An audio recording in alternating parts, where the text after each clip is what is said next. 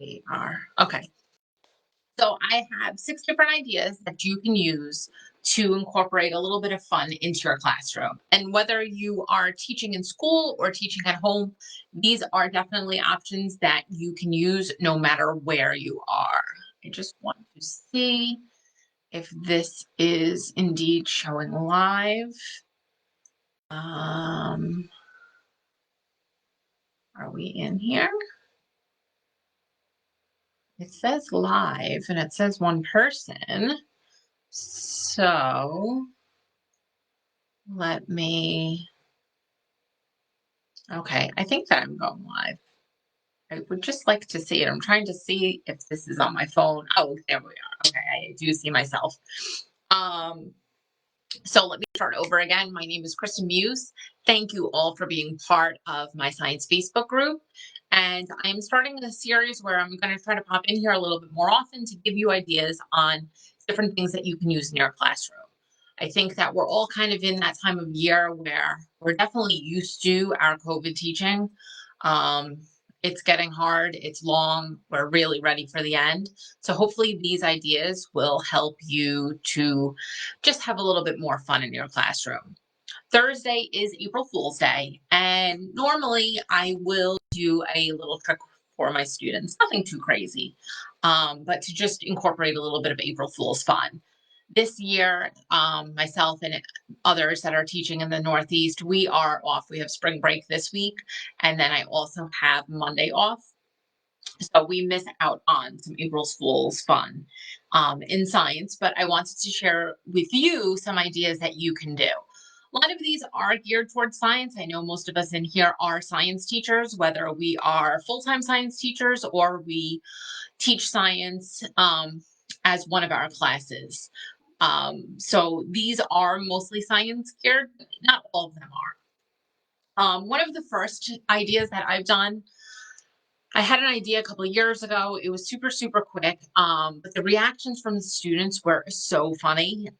This is super easy if you just want to do something where you don't really have time because you have to work on the curriculum. And this one you would have to be in the classroom to do, but on my classroom door, I put a note saying, please use other door. And in my classroom, there's only one door that you can use to enter and leave. And I'm also on the second floor. So it's not as if they could use a window. And that was just super funny because the look on the kids' faces, they were just like, where am I supposed to go? So that is something that you can do that is just quick. You get a little rise out of them and then you can move on with your day. The second activity, and at the end of this, I have all of this linked and written out on a Google Doc. So at the end of this video, I will link that Google Doc in the comments so that if you miss anything, if you want to go over anything, you will be able to. So don't worry about missing anything. So the second one, this is kind of an activity. You would want to use this to review observations and inferences. For me, that's usually one of the first topics of the year that we do, but you can always work on this. This is something that the students always need a little bit more help with. So the materials are pretty easy. You're going to take like a string cheese. This is Sargento, Polio, any sort of string cheese that you have. You're also going to have an almond, a slivered almond. So you're going to have these two items. You want to have the string cheese out of the package. And you want to have an actual candle in front of you. And you're going to tell the students, we're going to practice today about making observations and inferences, and show them the candle. Have them make some observations and inferences.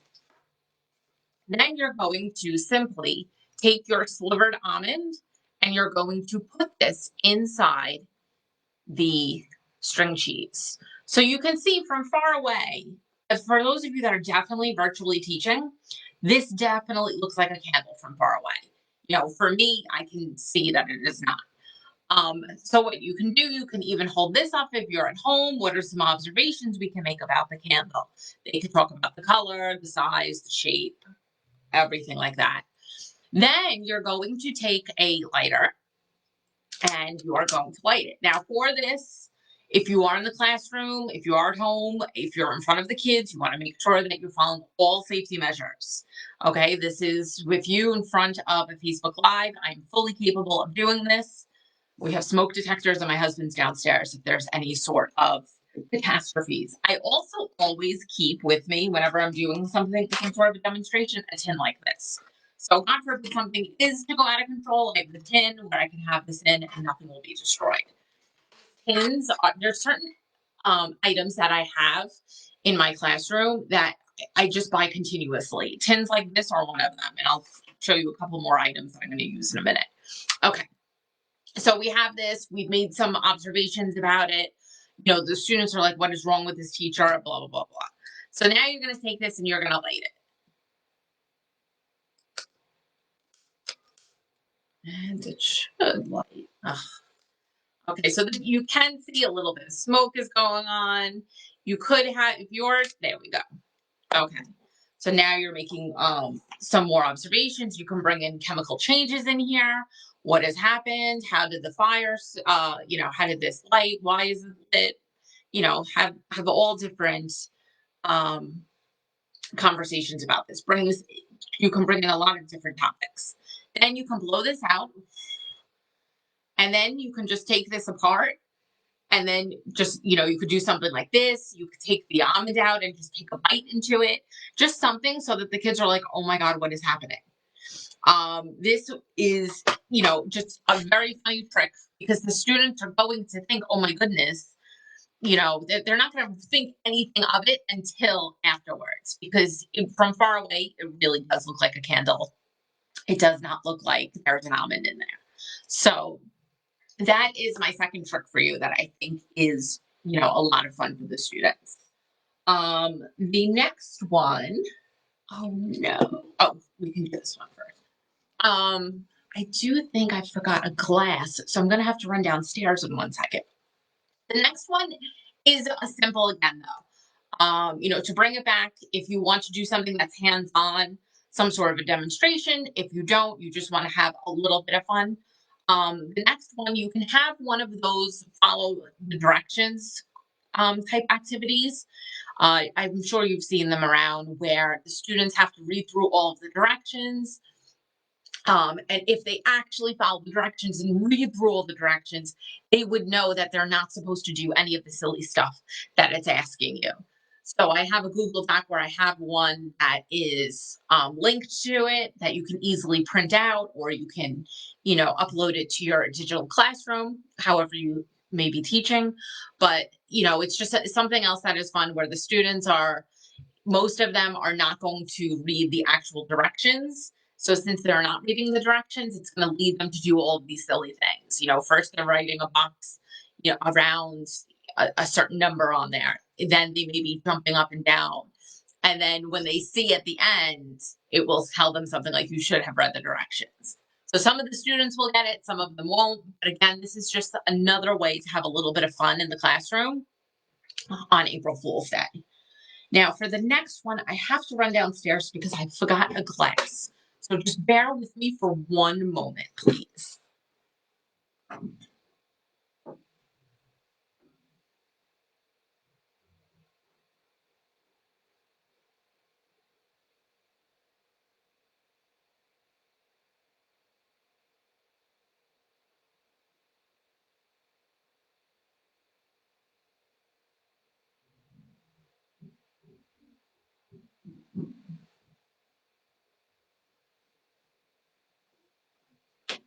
Thank you. I feel like the unprepared teacher right now, where you're supposed to have everything, all of the materials there waiting and ready to go. And then in the middle of it, I'm like, oh no, I forgot something. And I did have my water bottle, but I didn't think that this would be good enough for you to say. So, my next activity is called sewer lice. So this is another activity where the students are thinking something is going on that isn't. So what you will have is you will have raisins, which these are another item that are always stocked in my classroom because there are so many different activities that I use raisins with. Now, I don't like raisins, so there is going to be a part where you could eat this. I personally would not because I don't like raisins, but you could have one of your students eat it. You also need a glass, something clear for them to see, and you're going to need soda, a clear soda, so that they can see through it. And you're going to see when you see the activity that goes along with it. This, you're going to have to tell a little bit of a story on how one of your friends sent you something in the mail and it is sewer lice. And then you're going to go on and on about sewer lice and how sewer lice are really because they're eating all of the bacteria, they're full of protein, and they're great for you to be eating. And you really want to embellish it to kind of, the students are going to be a little, you know, um, nervous about it and skeptical. But if you just keep playing into it, then they're going to be like, oh, okay. And then you're going to show them the sewer lice. So what you may want to do is have them in like a container, the raisins, in some sort of a container first. And you may want to have these Sprite already in the glass. I do have this all written out for you in different ways you can do this. Okay, so you want to have the glass, you may want to fill it up a little bit more. And for those of you that know where I'm going with this, when you put the raisins in a glass with soda, they are, is there more? No, yeah, there's a lot there. They are going to move up and down in the soda. I use this experiment a lot with states of matter because what happens is the carbonation sticks to the raisins, brings the raisins up. They're floating all over, and then they fall when they hit the top of the surface of the soda. So this is your sewer lice right here, and this is what you can show the students. This you're having a big conversation about how great they are, and eventually one of your students is going to say, "Well, if it's so great, how come you don't eat it?" And then you can literally take one out and eat it. They're all going to think you're disgusting and crazy, but sometimes it's good for the kids to think that we're a little crazy. I like to do that on purpose, and I feel like it gives me more control in the classroom when they think that I'm crazier than they are.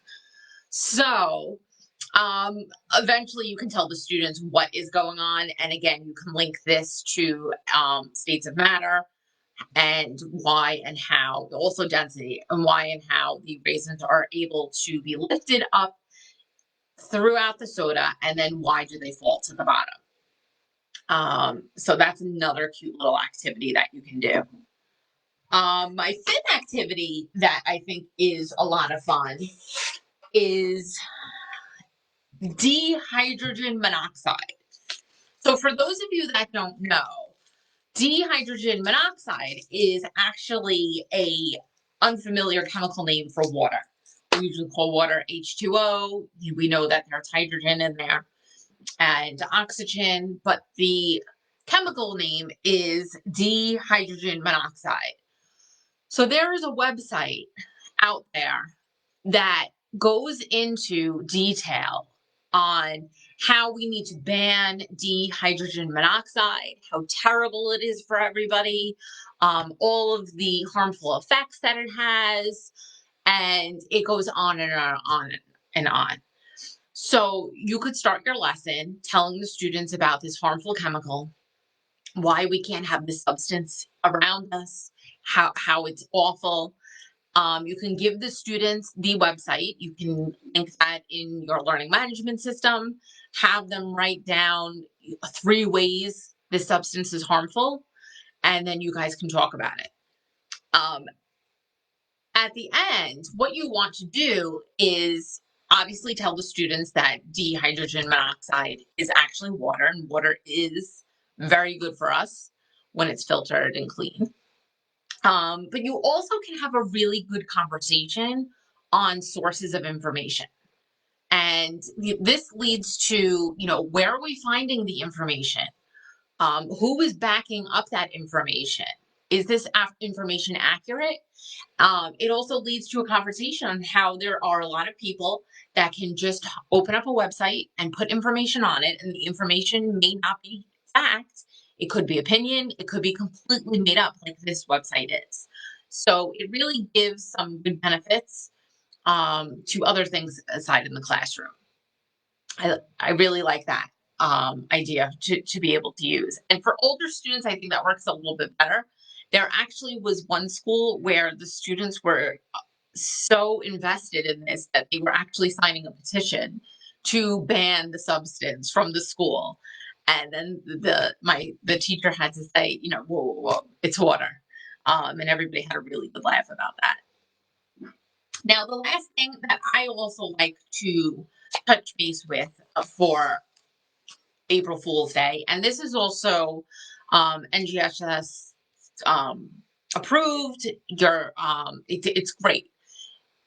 So you're not really going so much on an actual prank because we do know that sometimes students can be a little sensitive about pranks, but we do have things around us that do play tricks on us all the time. So I like to bring in optical illusions when I'm teaching about this. And if you are a fourth grade teacher, this goes in perfectly with your standards. Um, I have a couple different websites that have all different optical illusions for you to be able to talk about what the students see, how their perception and background information really help guide what they're going to be saying. And again, that leads to a lot of interesting conversations as well. And then I also have a lesson where you can go behind the science of optical illusions. Why is this happening? You know, what within our brain and eyes is making us see something that maybe our classmate is seeing something completely different. So this is a great way to tie in the standards into April Fool's Day if you are not on this topic yet, because optical illusions are part of those fourth grade standards. And then I also, if you are interested, I also have information on April Fool's Day.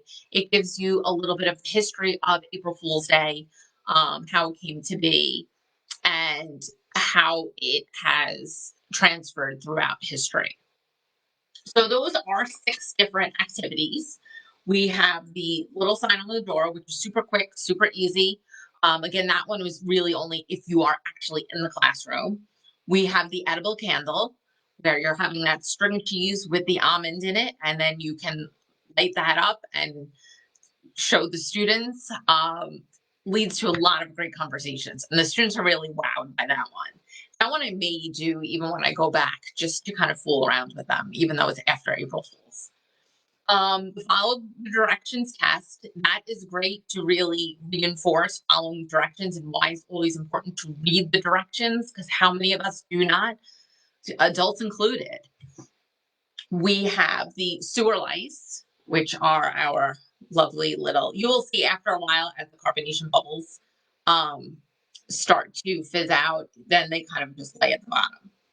We have the dihydrogen monoxide, which is water, and why that substance is so terrible for us. And then the last one are optical illusions. So I have all of this on a Google Doc that I'm going to attach once this video ends so that you will have your own copy of it. And that way it's linked with all the different websites that you may need, and a little bit of an explanation for each one on how to use it in the classroom. And so I really, really hope that this was helpful. I hope that you can celebrate April Fool's Day in the classroom. I hope that you can bring some humor back into the classroom and have a little fun with it if you are in the classroom this week. And if not, these are great ideas for you to be able to do one day when you're just feeling like you just want to have a little fun in the classroom. If you have any comments, any questions, please let me know below. And I hope you all have a really wonderful night. Thank you for spending some time with me.